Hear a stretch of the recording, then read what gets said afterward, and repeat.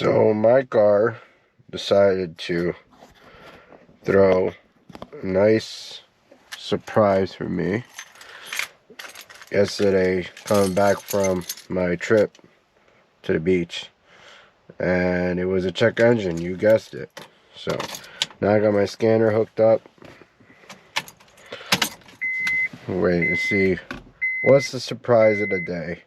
Hopefully it's not something so horrible where I'm gonna cry, like transmission codes or something. I have a feeling it's the Evap because I keep getting these check gas caps. Yeah, on the dashboard. So that usually indicates an Evap sensor problem. And about to verify that now. As soon as this kicks on.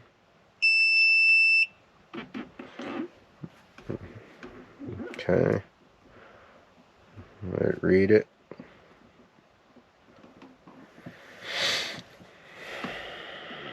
Read codes. Fuel system too lean. P010171. Poor fuel pump flow. Fuel line clogged.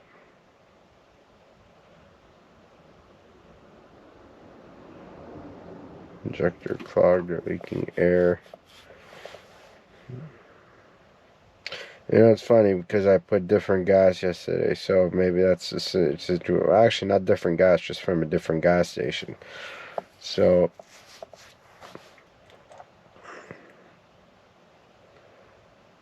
I gotta check the live data at this point.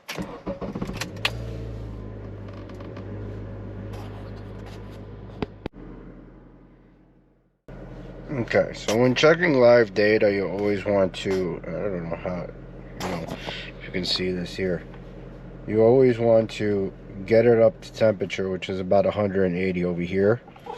That means the car is fully warmed up. And we're just about there.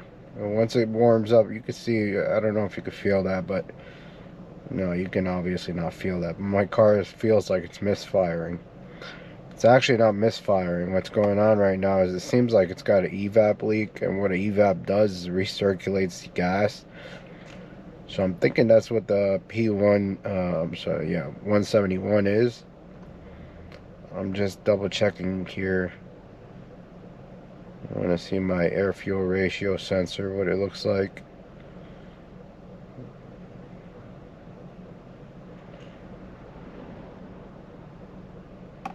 Where the hell did it go? There it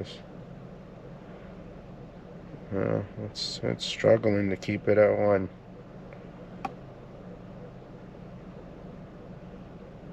Yeah, 14.6, 14.7, 0.6, 5. Yeah. Let's see if my short fuel turns. Yeah, 1.3. Just a little bit over. Long-term fuel trim, same thing, 1.3, just a little bit over, you know. But what I'm really interested right now is my evap.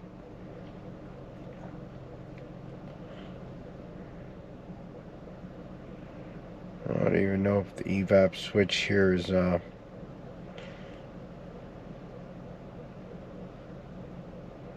here. Fuel throttle. Here's the evap.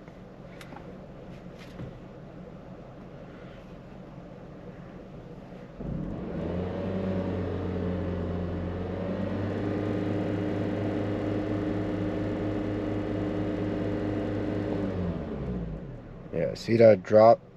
And it stays consistently, and then it takes a while to really climb up there again. It's not really a good thing. That's what's suggesting to me right now. It's the evap. Put this here and try to show you on a better scale. Let's see. Let's see. That's not good. It's almost maxed out.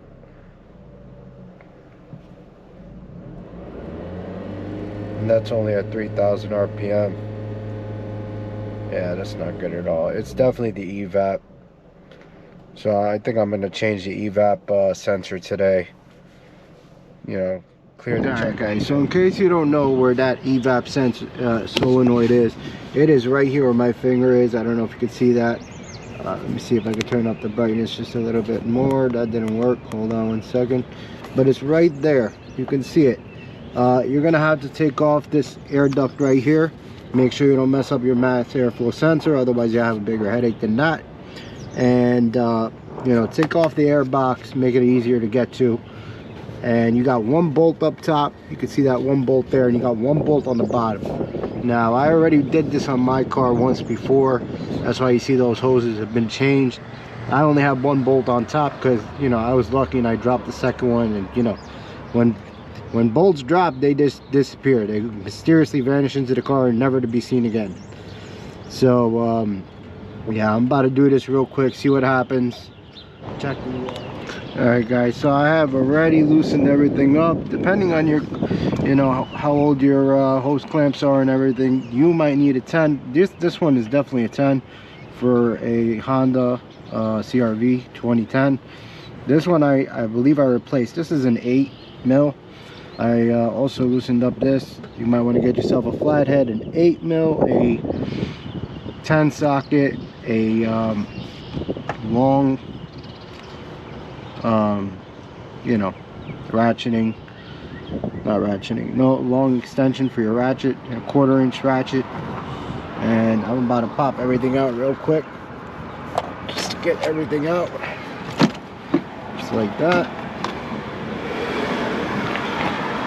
Put that to the side. Get your air box thing out of the way. Yeah, you can leave this in here, I believe. To me, I just left it in there. And now all you gotta do is get your 1/4 inch,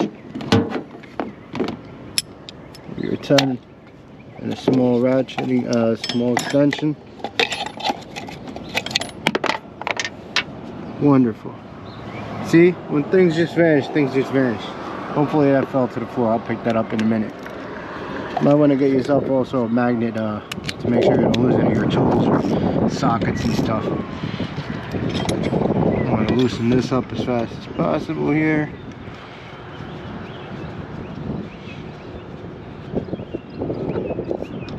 Loosen this up.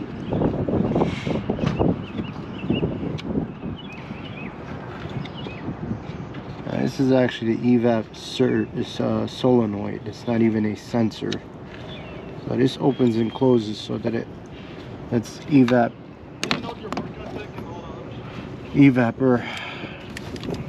I'm sorry, evaporated gas fumes to go in there.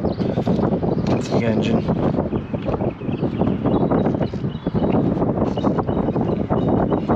Okay, it's loose. These things might be a little of a headache to get off because they've been on there for a while. Rubber heats up and it really just sinks into there. So just, you know, take your time. Don't bust the hose, otherwise you get lean codes. Just give it a nice push. Put a flathead if you can. Yeah, I see the corner right there. There you go. That one's popped out. Now we got our 10. Now luckily I only have one bolt. I think that would make my life easier. And of course it's an 8. Good thing I brought my 8 with me. And that's the one that fell on the floor, so now I gotta find it. Okay, so my 8 mil decided to take advantage on me. Wonderful, it's not even an 8. Oh, I pulled out the 10 like an idiot. Alright. Let's try this again. Brought my magnet with me just in case I could fish that out if I find it. And if you don't know if you're going the right way, make sure, you know, righty tighty, lefty loosey. That's what I learned in high school back in the day when they still had, you know, this kind of stuff, teaching you a trade or whatever.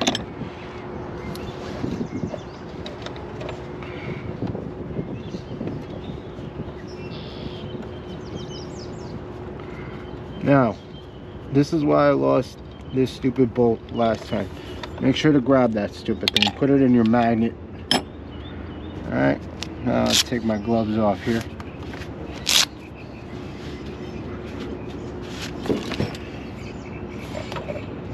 I'll bring this hose down a bit just so I don't lose it. I mean this clamp.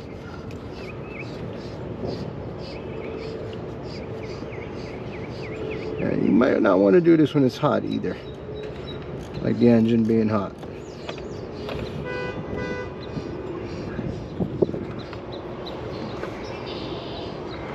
Alright, that's that. Pop this one out just like that too.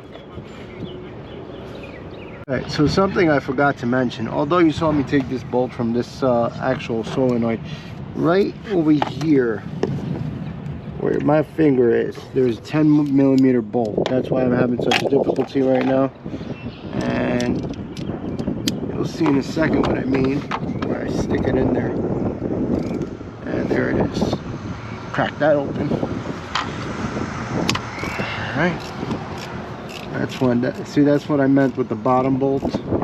I actually lost it on this actual harness here. It wasn't actually on the solenoid.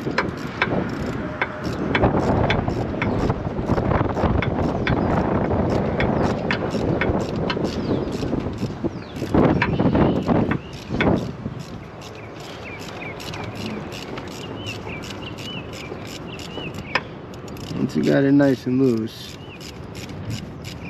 try to pop your ratchet off of there.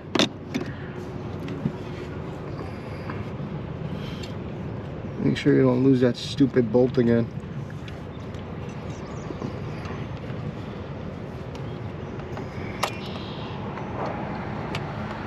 If I don't get my magnet right now, I am about to lose that bolt.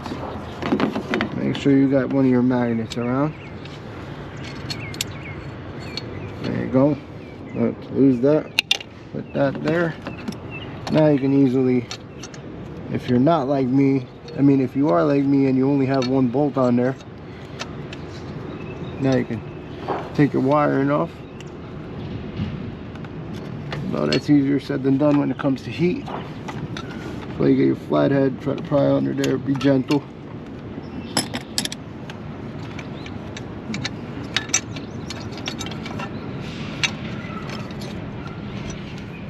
And there it is. Now, alright guys, so remember that, you know, your wiring harness is going to be sitting up there like that. Your 10 mil is going to go in there. So you're going to get your 8s. Just feel them out, make sure. You'll know when they hit, you know, when they bite. Sit them in there like that. Your second 10.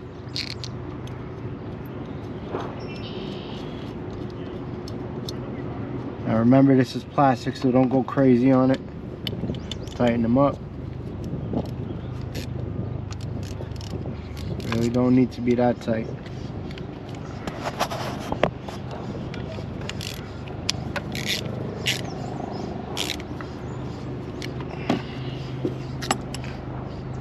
Okay. Now, here comes the tricky part.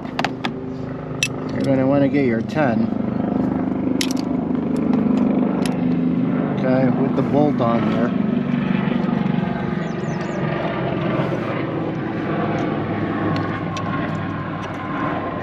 And you want to fish this in there, just like that.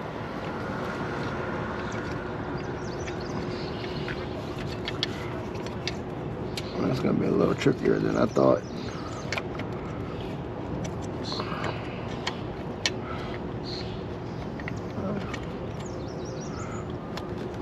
Get one hose in there, that'll help you out. Get your second hose in there, that'll help you out.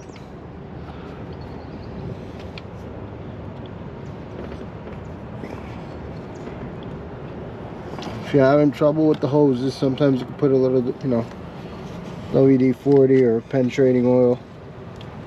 It's rubber, it'll just slide right on anywhere. This hose is giving me a little issue because I'm on an angle. There we go. Now you can get your 10 mil.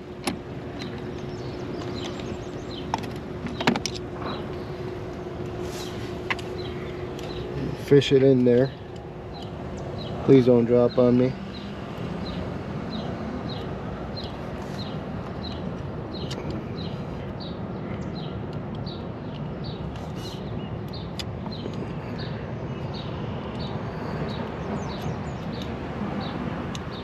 Alright, so what I ended up doing is taking a vice grip to this clamp, unloosening it, and taking it out of this valve right here.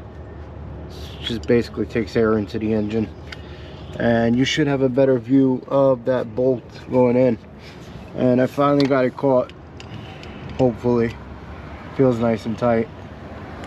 And I'm gonna get my ratchet, finish it up here, tighten up my hose clamps.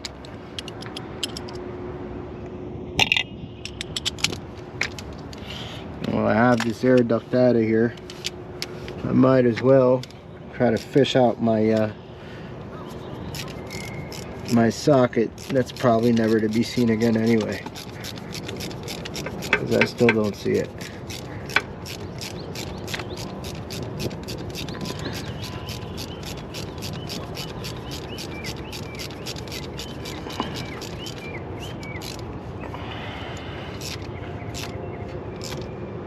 Alright, now that's in there nice and tight. Make sure to tighten up your hose clamps, otherwise you're gonna have some lean codes.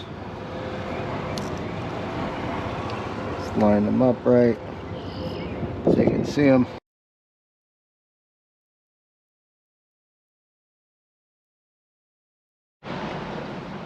Okay, so when you're doing an idle relearn, first thing you want to do is make sure you got no power going to anything, not your radio, not your lights. Make sure all your cigarette things are out. If you're gonna roll down your windows, make sure those are rolled down before you start. You know, just don't open anything, don't open the doors. If you got amplifiers, take those off, you know, from the battery like I just did. Make sure, and I got a CarPlay radio that doesn't shut off, so you got to pull the fuse on that. But you're gonna want to, now this is where it gets tricky, because you need a computer like mine, or actually any mechanic's computer, a real computer, not one of those OBD2 readers, scanners, and you're gonna want to erase the computer's memory. As soon as I get into the service, throttle, ECM reset. It's going to ask you, are you sure? To be clear, do you wish to continue? Yes. Now you just erased it. Okay. Now it's been reset. Now what you're going to do is, see, it's telling you on some you're going to have to do a certain idle reset. You're going to press OK. You're going to disengage the OBD2 reader. You're going to shut this off.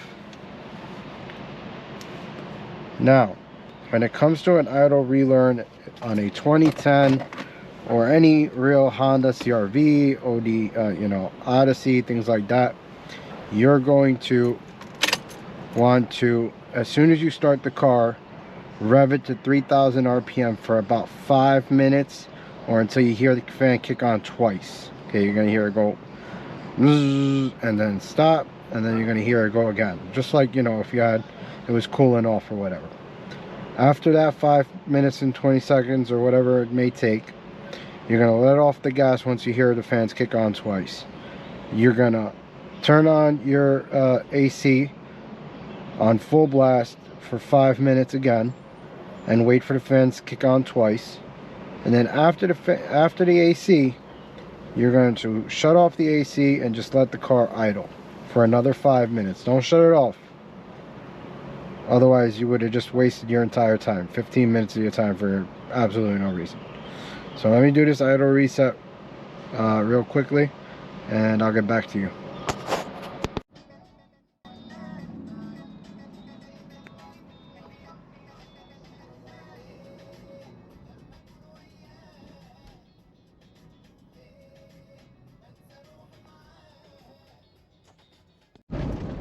Alright guys, so before I changed the Evap Solinoid, I was only getting you know, 19, maybe less combined between highway and city.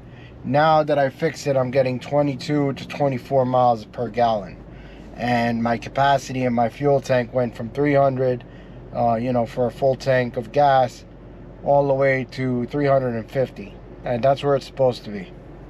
Depending on how you're driving, obviously, it's going to vary up a bit. You know, you're flooring it, you're doing 80 the entire time. Some people do more than that. It's obviously going to drop down to 300. But if you're doing the speed limit, if you're going 55, 60 miles an hour, you're keeping it under 2,000 RPMs, you know, you're going to get relatively good gas. You're going to get 350 miles for a full tank, you know. So, and highway mileage is what really counts. I mean, if you're on the highway and you're getting really bad gas mileage, there's a problem. And if you're in the city and you're getting really bad gas mileage with the prices of gas right now, that's catastrophe right there. So, you might want to keep your car these days up to date, because it's a little ridiculous with what's going on financially and stuff. And when you don't fix one thing in a car, it's like a domino effect. It just, you know, continuously keeps breaking different things down.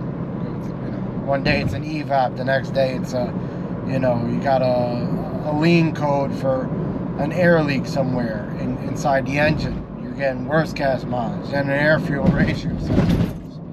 So just keep your maintenance up, get your oil changes done regularly, and you should be fine.